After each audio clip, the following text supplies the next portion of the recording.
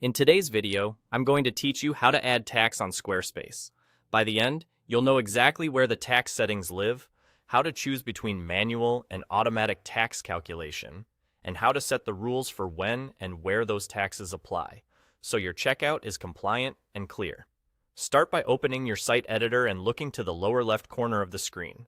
Click the small gear icon there to open your site settings. This is the control hub for everything behind the scenes. From here, you'll find the tools you need to manage payments, products, and, of course, taxes. Inside Settings, go to the section labeled Selling. This is where Squarespace groups all the commerce-related options, so you can keep everything store-specific in one place. Next, select Taxes. You'll land on the Taxes dashboard, which gives you a simple overview and lets you set up the rules that determine how tax appears at checkout. Here, you can choose whether to add taxes manually or automatically.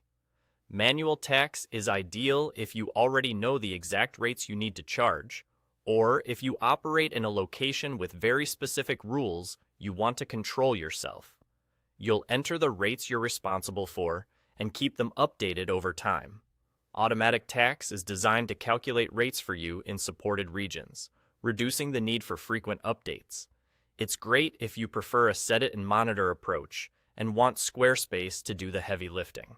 You can also decide when and where to apply taxes.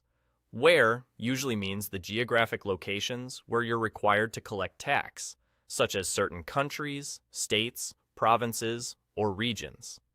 When covers the conditions under which the tax should show up, like based on the customer's shipping or billing address, or the types of products you sell.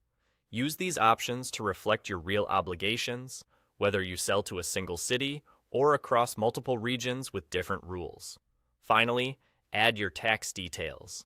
This typically includes your rates and any location-specific requirements, plus preferences like whether shipping is taxable in your area and any product categories that should be exempt. Enter everything carefully, review your entries for accuracy, and save your changes. Keeping your information up to date is important, so revisit this area if your business expands to new regions or the rules change. And that's it.